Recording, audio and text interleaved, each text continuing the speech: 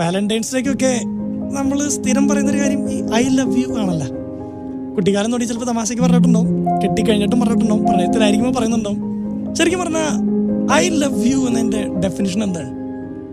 അതിനൊരു ഡെഫിനിഷൻ ഉണ്ടോ? അത് അതിൽ തന്നെ മീനിങ് കറക്റ്റാണ്, ഐ ലവ് യു. പക്ഷെ എനിക്ക് തോന്നുന്നു അതിൻ്റെയൊക്കെ മുകളിലായിട്ട് ഭയങ്കര ഭീകരമായൊരർത്ഥം അതിനുണ്ടെന്ന് തോന്നുന്നു. ഈ ഐ ലവ് യു എന്ന് പറയുന്നത് 3 വാക്കുകളാണ്.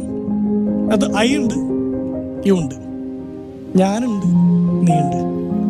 രണ്ടിനും നടുക്കൊരു ലവ് ഉണ്ട്. ഈ ഞാനെന്ന് പറയുന്നത് ഞാനാണ്, നീയാണ്.